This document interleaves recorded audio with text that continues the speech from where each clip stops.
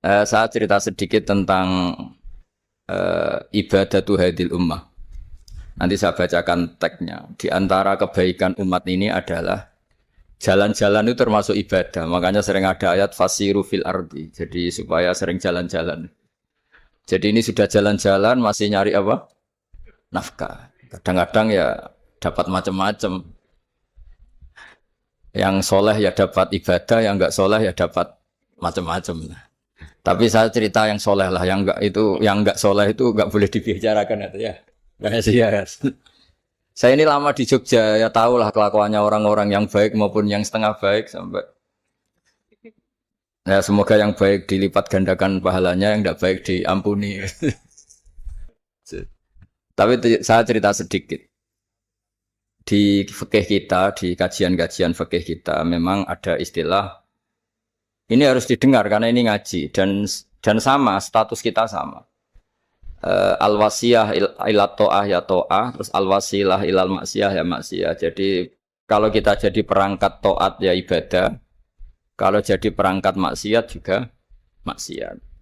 Sehingga di ilmu medis maupun di jasa online atau ojek atau apa, misalnya pertanyaannya, kita pekerja paket profesional, boleh ndak ngantarkan paket narkoba? Ya jawabannya tentu ndak boleh, karena bukan masalah pekerjaannya, tapi yang diantar adalah sesuatu yang haram. Begitu juga, boleh enggak ketika ada lelaki hidung belang tanya tempat mesum? Kalau kamu menunjukkan berarti kan ikut berkontribusi. Ya kamu bisa meneruskan gimana hukumnya mengantar gitu misalnya. Nah, kiai juga sama sebetulnya. Kiai juga bisa dimanfaatkan orang yang macam-macam untuk kekuatan yang macam-macam. Jadi hukum ini sama, kamu tidak usah tersinggung misalnya.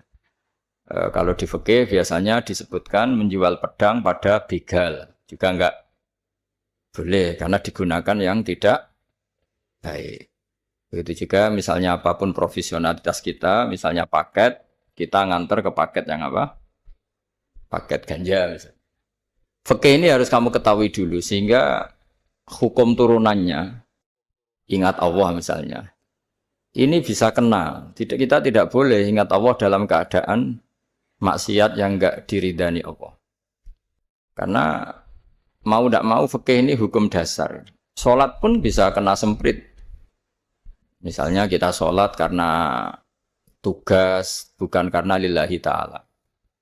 Makanya dulu itu ada guyonan Mas Wahyu itu. Ada imam dari masjid besar di negara sebelah. Tidak perlu saya sebutkan negaranya. Itu cerita, imamnya itu digaji 100 juta per bulan. Datang ke Surabaya gitu. Muadzinnya itu digaji 75 juta. Keren. Terus ngerti imam di Indonesia naik ontel, sudah watok naik ontel, nggak ada yang gaji, musolanya jelek, terus ada jepit, ada dia kerasan di musola karena sering dimaki-maki istrinya, sudah. Jadi itikafnya itu ya sambil menghindar, itu bukan. Makanya banyak masjid Indonesia itu banyak yang itikaf, karena di rumah ada betah, sudah diomelin, nggak ada AC-nya. Sekarang masjid banyak AC-nya kan. Kamar mandinya juga gitu, di rumah sama di masjid bagus. Di masjid. Makanya pengurus masjid yang daerah-daerah sini sering cerita ke kita. Kudune ngising ning omah Gus mlayune moro masjid karena itu cerita. Indonesia itu negara yang enggak bener katanya. Imam dan muadzin tidak digaji. Terus dia cerita-cerita kebaikan negaranya dan buruknya negara kita. Lama-lama kiai itu mangkel. Kiai Indonesia itu kan cerdas-cerdas, meskipun jarang yang kaya tapi cerdas-cerdas. Dia muji negara. Lama kalahnya itu dibeginiin sama Kiai Indonesia. Makanya kamu sholat terus ya, takut potong gaji. Artinya kalau dia jadi imam karena digaji, efeknya adalah dia kalau bolos itu takut. Nanti kan dipotong gaji. Lama-lama kalau sering bolos di PHK gitu. Artinya luar biasa Indonesia. Imam itu tidak ada yang gaji tapi semuanya sholat istiqomah. Berarti kita ini top. Datang ke masjid jadi imam tanpa ada yang gaji. Top mana? Top Indonesia. Semenjak itu si imam ini tidak pernah cerita kebaikan negaranya karena gaji imam. Indonesia dalam bernegara selalu begitu. Ketika kita tidak punya solusi transportasi, ada saja pihak-pihak swasta atau investor yang ingin menanamkan modal di investasi Grab dan sebagainya. Tapi saya tetap sebagai kiai mengingatkan status hukum fikihnya. Kenapa saya harus cerita itu? Karena fikih ini harus selesai dulu. Saya ulang lagi, fikih ini harus selesai dulu. Misalnya nganterin orang yang mau transaksi narkoba atau transaksi maksiat, atau tapi yang yakin. Kalau tidak yakin memang tidak haram. Tapi kalau yakin itu memang kamu tahu benar-benar iyalah kira-kira gitu. Supaya taat itu ada di semua kehidupan. Sehingga nanti Indonesia kalau semuanya begini kan, yang cari sarana maksiat itu bahkan sekedar transportasi aja susah karena semuanya tidak mau misalnya. Paket juga gitu, yang mau ngedarkan narkoba kesulitan karena semua yang jasa paket tidak mau gitu. Begitu seterusnya, sehingga negara ini kita bantu bahwa awal ketidakbaikan di semua negara itu pasti karena maksiat. Maksiat itu mengganggu. Orang geger sama istri ya karena maksiat. Terus banyak kecelakaan itu rata-rata kata Pak Polisi juga karena maksiat. Jadi orang overdosis atau dalam keadaan mabuk nyupir. Terbesar kecelakaan itu jarang karena ngantuk. Terbesar masih karena pengaruh apa? Narkoba. Pembunuhan juga sama. Orang Indonesia itu mudah sekali memaafkan temannya, tetangganya. Tapi kalau sudah efek dari narkoba, bunuh itu jadi mudah itu jadi. Nah, Anda juga harus fair, jangan. Tapi yang penting saya profesional nganter, gitu. Nggak mau tahu dia latar. Meskipun kita nggak boleh neliti orang ya, nggak boleh tajasus, nggak boleh neliti ini. Tapi yang jelas kamu tahu, yang jelas kamu tahu ya harus dihindari karena memang di semua profesi pekerjaan tuh utamanya kata Rasulullah SAW itu memperhatikan halal haramnya. Tapi ya saya ulang lagi tidak boleh sok suci, tidak boleh tajasus, tidak boleh neliti orang lain. Tapi kalau yang jelas-jelas untuk maksiat maka harus kita hindari. Termasuk masjid sekalipun. Dulu zaman Nabi itu ada masjid namanya Masjid Diror.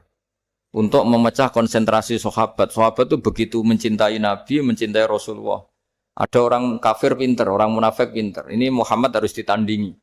Cara nandingi Muhammad jangan pakai dangdutan, jangan pakai bar, tapi pakai masjid. Karena ini suasananya kesannya bagus. Dibikin masjid tandingan supaya orang tidak ke Muhammad semua, tapi ke masjid ini. Ini pikirannya orang munafik. Artinya jangan kira terus masjid bebas hukum ya enggak juga. Masjid juga bisa kena semprit karena ini mendirikannya untuk bikin apa? Tandingan untuk bikin masjid diror kalau istilahnya Quran masjid diror. Semua sarana kebaikan juga gitu. Yayasan yatim piatu juga kena hukum, pondok juga kena hukum, semuanya kena hukum. Ada orang ingin jadi kiai padahal tidak pernah ngaji, terus bikin pondok. Akhirnya dia dipanggil Pak Yai, anaknya dipanggil Gus, padahal najis saja tidak tahu. Itu kan kasihan umat, akhirnya ada penyelewengan. Jadi semuanya kena hukum. Jadi Anda jangan tersinggung ketika saya cerita fikih untuk para teman-teman yang di Grab karena memang semuanya kena hukum, bukan ya? Mesra dengan istri juga kena hukum. Orang terlalu mesra dengan istrinya pasti ibunya terlantar. Karena menuruti bojo ya nuruti ibuke gitu.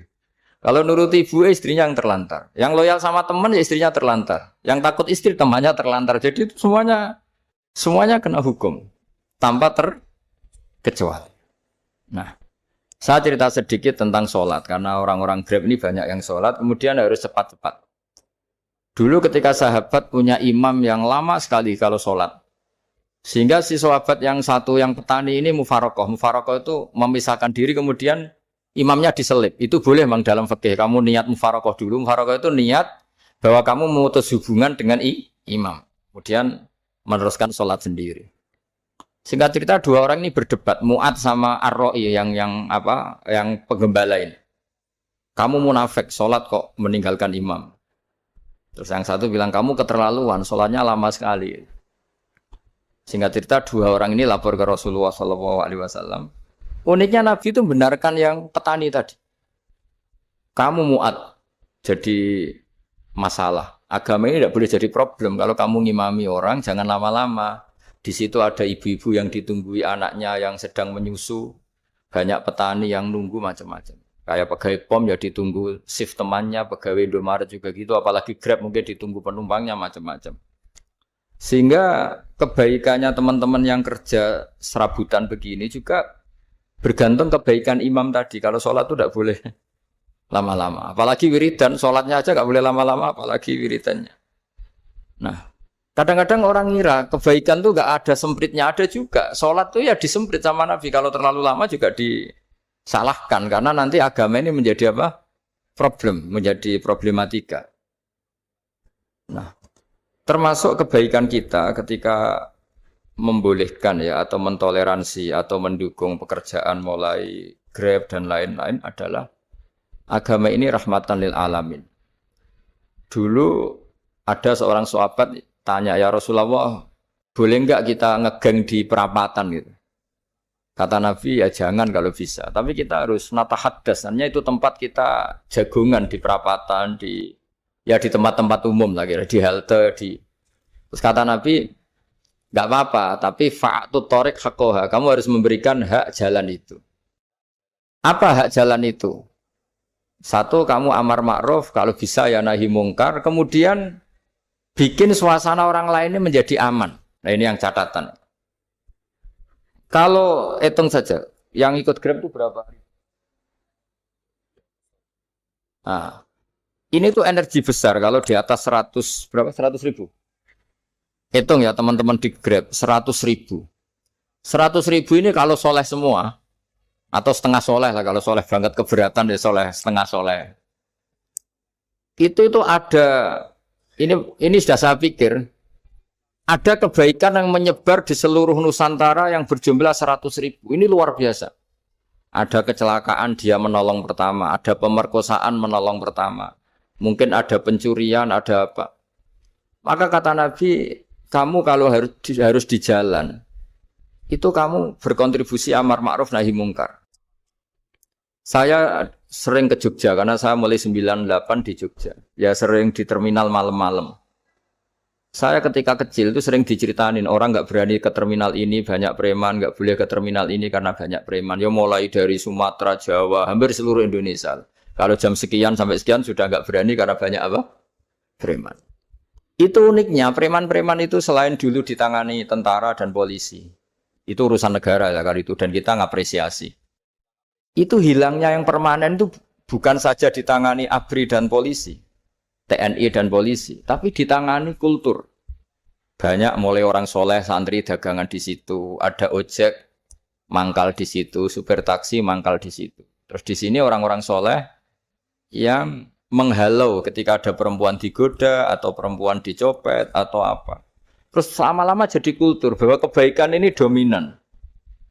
Setelah kebaikan dominan ini otomatis menyingkir sedikit demi sedikit.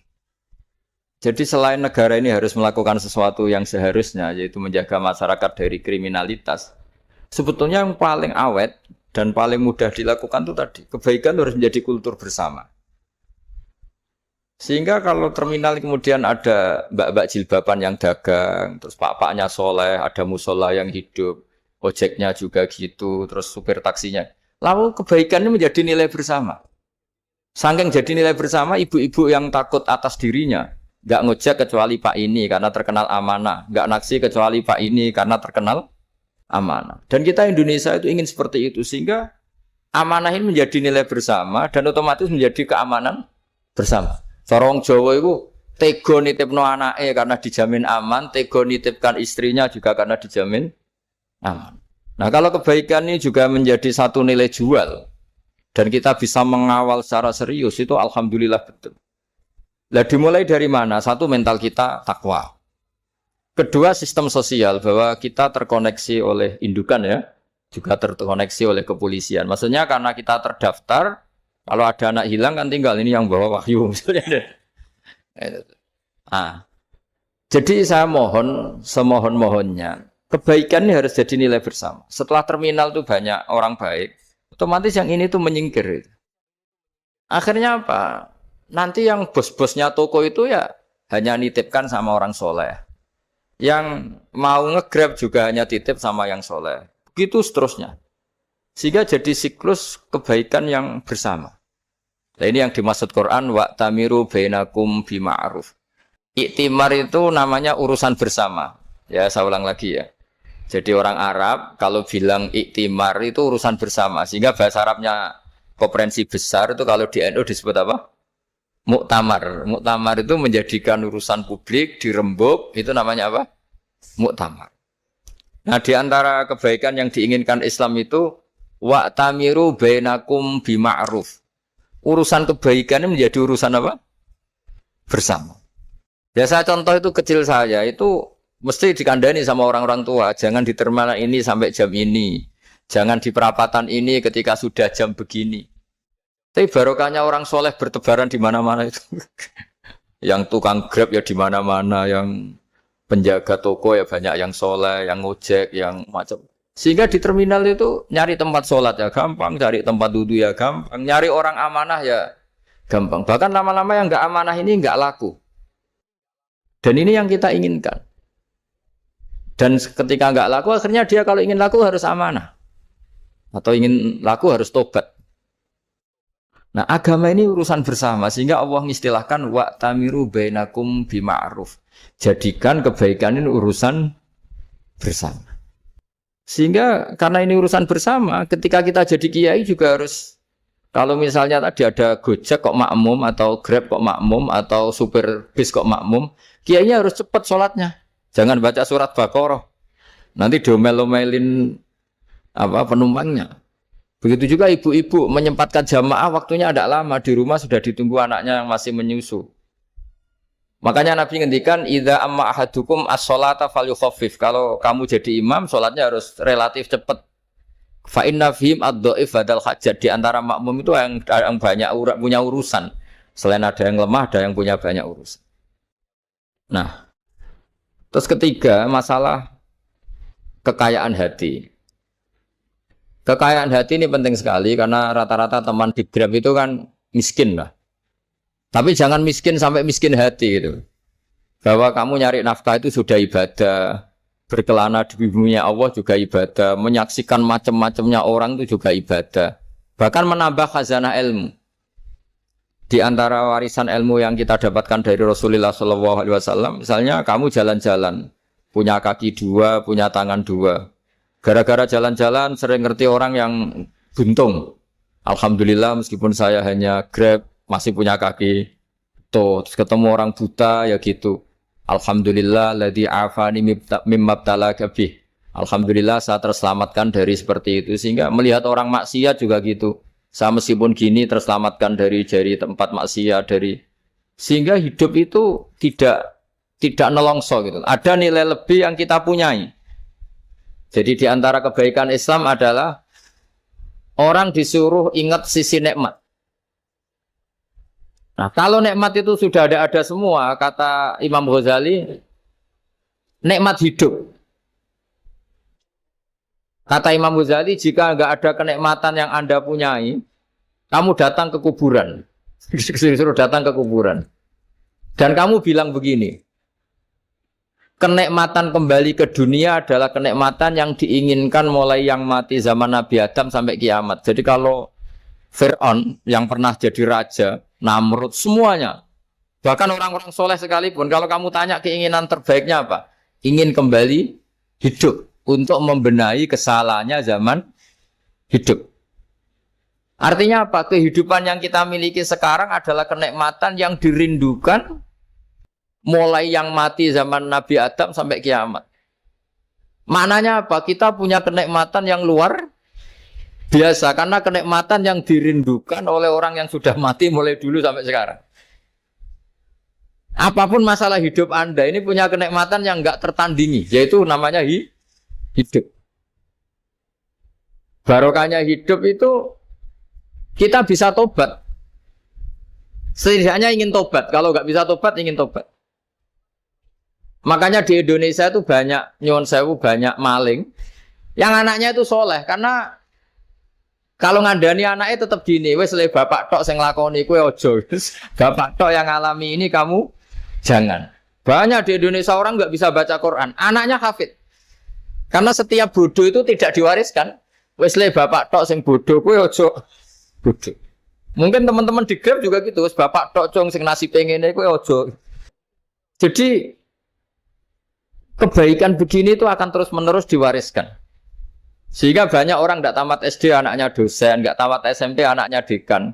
Karena setiap dari kita itu cita-cita kebaikannya menurun ke anak cucunya, keburukannya berhenti di dia. Cara wong Jawa itu bapak tok sing nglakoni. Nah, di sini saya jelaskan tentang kekayaan rohani. Jadi saya mohon ketika Anda jalan-jalan nganter penumpang itu harus sering muji Allah Subhanahu wa taala. Ya, saya bacakan ayatnya at-taibunal abidunal hamidun. Orang baik itu yang tobat, yang ahli ibadah.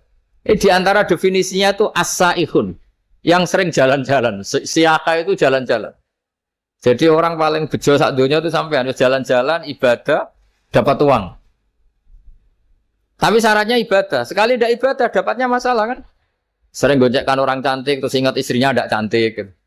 Sering gonjekkan orang yang sopan, yang santun terus ingat andekan ini istri saya di rumah rewel gitu. Jadi kalau kamu tidak taat itu adanya penyesalan. Di lampu merah ada orang naik Ferrari, naik Alphard, sementara kamu di rumah hanya mobil butut, kadang malah tidak punya mobil. Jadi kekayaan rohani itu dimulai dari mana? Dimulai dari taat. Cara berpikir itu taat, bukan maksiat. Sekali Anda cara berpikir maksiat, maka adanya hanya penyesalan. Semakin pengalaman di luar, semakin penyesalan. Karena di luar sana banyak orang yang dapat nikmat yang lebih dari Anda. Tapi sekali Anda taat, kamu akan mensyukuri apa yang Anda miliki dan tidak pernah ingin sama yang dimiliki orang lain. Sehingga orang-orang yang sering pergi, itu sama Allah dipuji. Jadi tidak ada nabi kecuali di antara ibadahnya itu jalan-jalan. Fasiru fil ardi. Sehingga semua nabi itu mesti pernah melakukan perjalanan internasional. Rasulullah Muhammad SAW pernah jalan-jalan sampai ke Syam. Padahal beliau orang Mekah.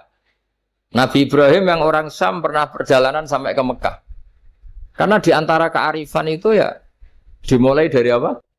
Jalan-jalan tadi. Kamu ngerti orang yang macam-macam. Makanya di antara kebaikan umatku, kata Nabi itu siyaha fil ard. Sering berkelana. Tapi tentu untuk mengambil pelajaran. At-taibunal abidunal hamidunas saihun. Nah, agama mensupport itu. Sehingga kata Nabi, jika ada orang kok sholat qobliyah, ba'diyah, semuanya di masjid. Sama Nabi ditegur. La taj'alu buyutakum kuburan. Rumah kamu jangan jadikan kuburan, harus dapat jatah apa? Sholat. Kata ulama, kalau ada orang sering sholat di satu titik, itu ditegur. Kamu harus ganti titik yang lain, supaya saksi bahwa kamu di bumi sholat itu banyak. Jadi kita ya punya nilai positif juga tentang apa? Karena kita sering siyaha, kalau bahasa Arabnya itu sering keluyuran, saksi kita kebaikan juga banyak. Tapi pesan saya yang paling pokok tadi ya, jadikan komunitas kebaikan itu punya nilai jual. Syukur-syukur fid dunya hasanah wa fil akhirati hasanah. Ya kita bersyukurlah di Indonesia itu. Saya masih ingat kecil saya itu, ya sekitar saya umur 15-14 tahun.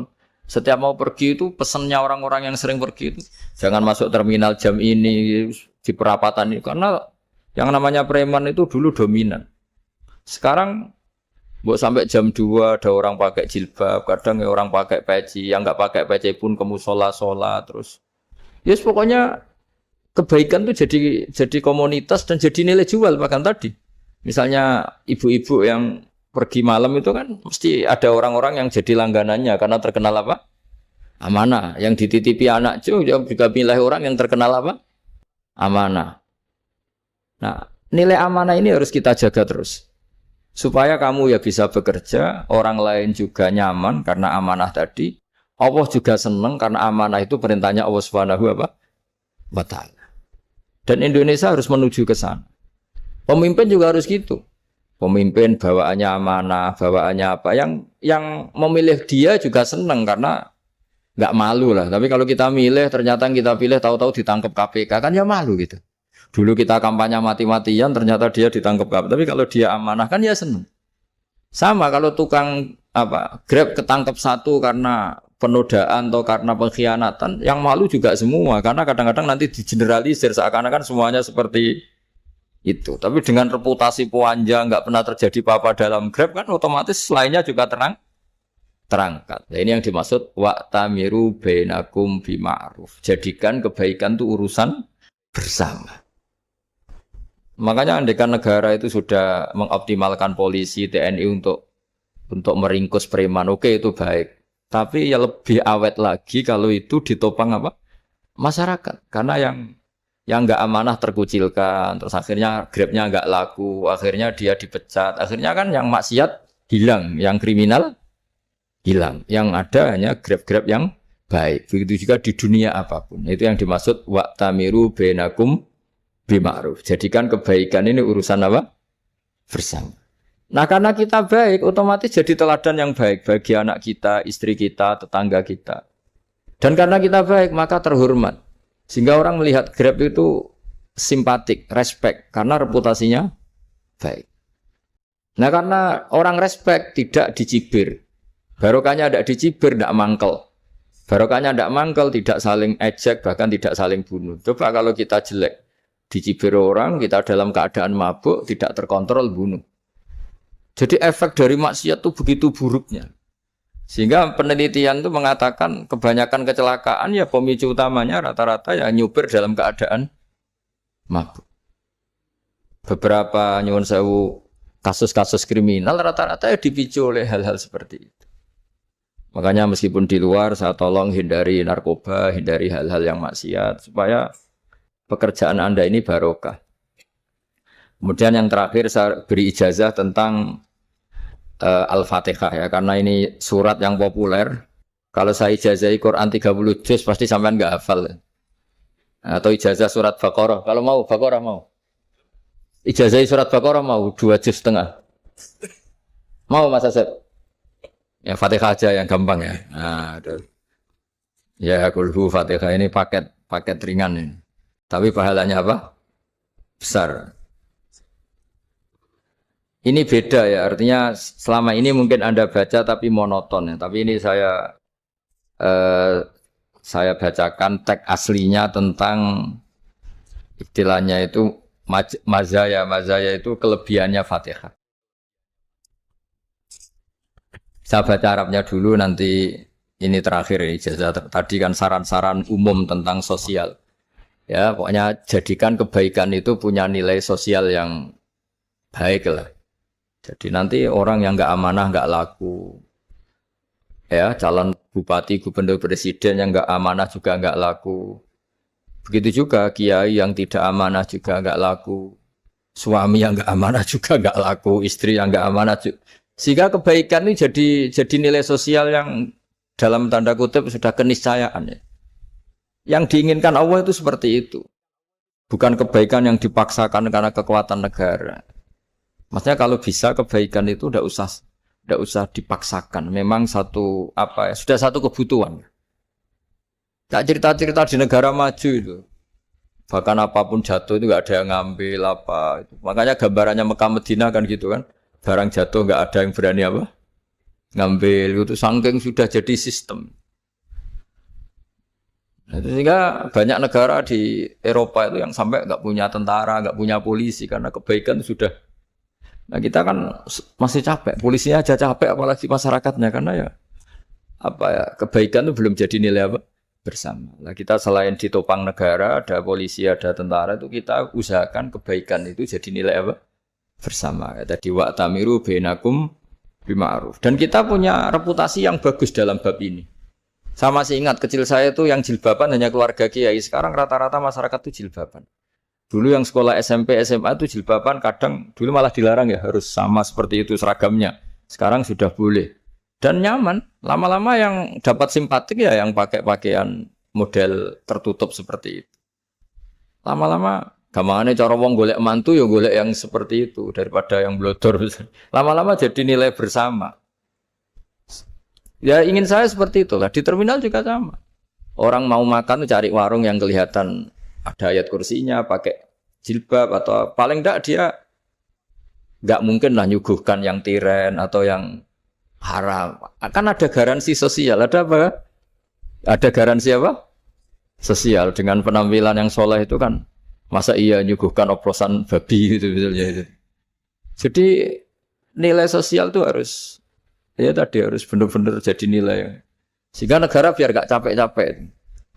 Polisi juga gak capek kan karena tugasnya corong Jawa mau ngawat-ngawati tok tapi sudah tidak perlu tegang karena kebaikan sudah jadi nilai apa? Bersama. Ya, ingat-ingat ya ayatnya tadi wa tamiru bainakum bima'ruf. Jadi kebaikan itu harus jadi nilai bersama. Iktimar itu menjadi urusan bersama. Makanya kalau kita rapat besar disebut apa? Muktamar. Muktamar itu urusan bersama. Ya tadi, imamnya sholat juga menopang Gojek karena enggak lama-lama nopang Grab, nopang Kernet, nopang penjaga Indomaret, penjaga bensin, pom bensin. Lah dia hanya punya waktu 5 menit terus imamnya baca Baqarah kan.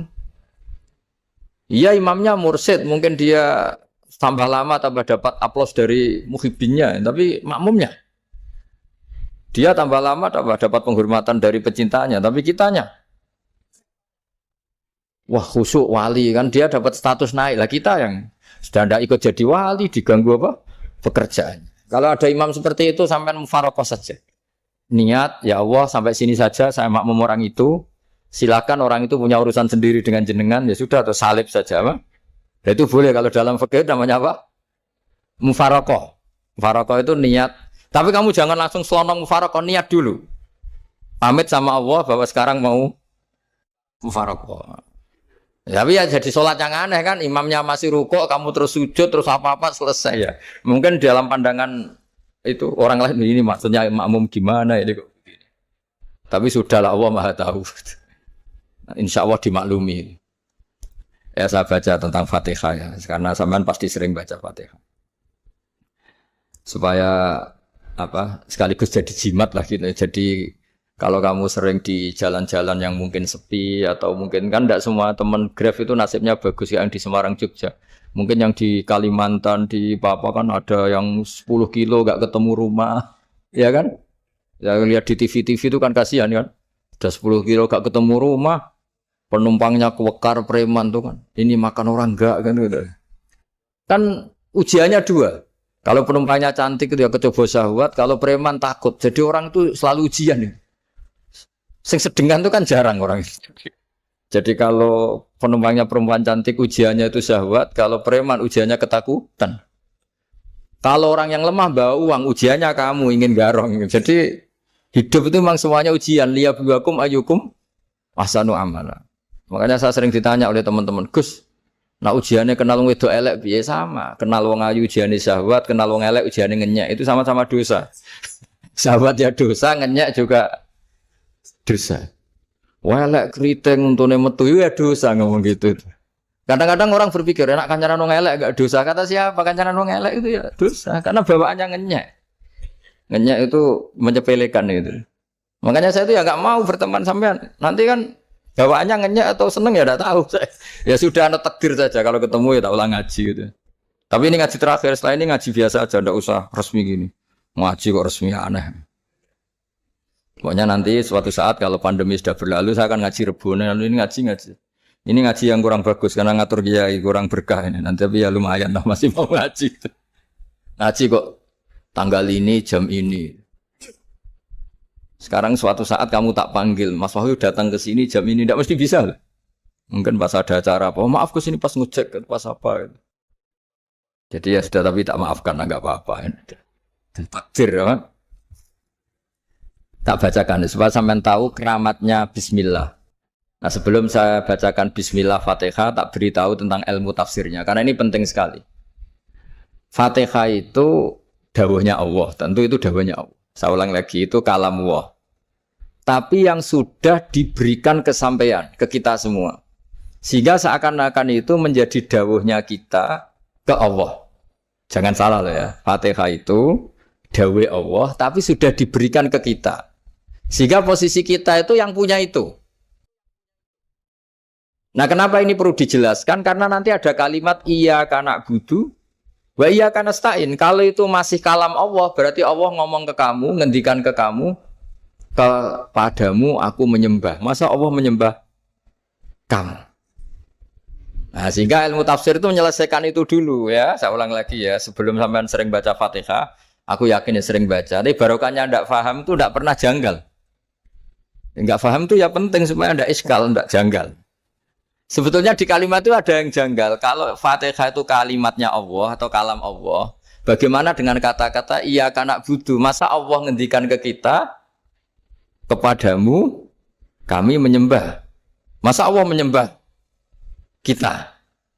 Maka penyelesaiannya secara ilmu tafsir gimana? Semua ulama mengatakan, bukan satu dua, semuanya mengatakan di Fatihah itu semuanya diberi kawalan kalimat.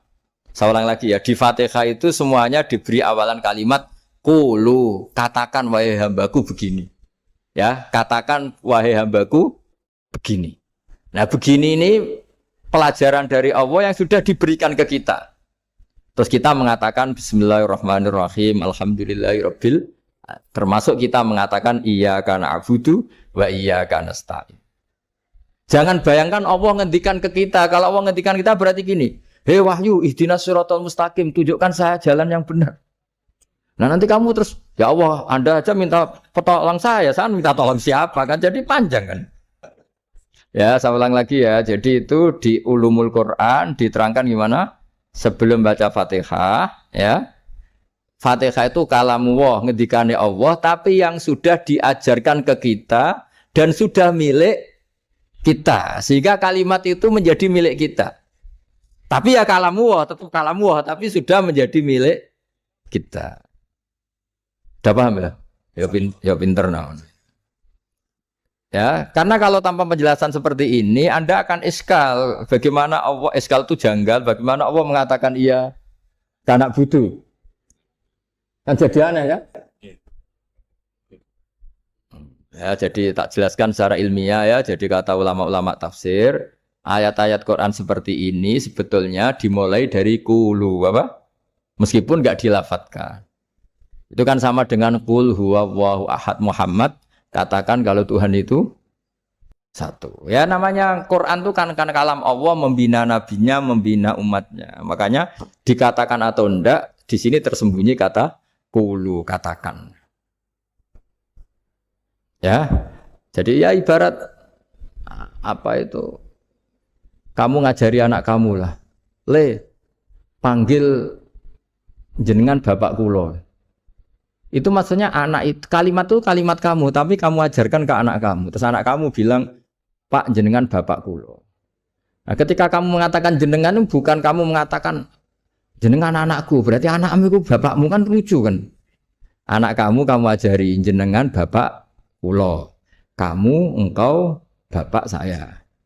Terus anak kamu mengulang jenengan atau kamu bapak saya. Berarti itu kalimat yang kamu ajarkan, tapi sekarang sudah milik anak kamu. Kalau itu kalimat kamu kan lucu, masa anak kamu bilang bapak. Nah itu seperti itu. Jadi ulama memberi solusi atau jawaban iyyaka na'budu. Ya itu sebelumnya ada kata-kata qulu, katakan wahai hambaku, hubungan kamu dengan saya adalah katakan iyyaka na'budu wa iyyaka nasta'in. Terus hubungan kamu dengan saya katakan juga dalam doamu ihdinas siratal mustaqim. Jelas ya, jadi itu kalam Allah yang sudah milik kita karena diajarkan Allah untuk kita.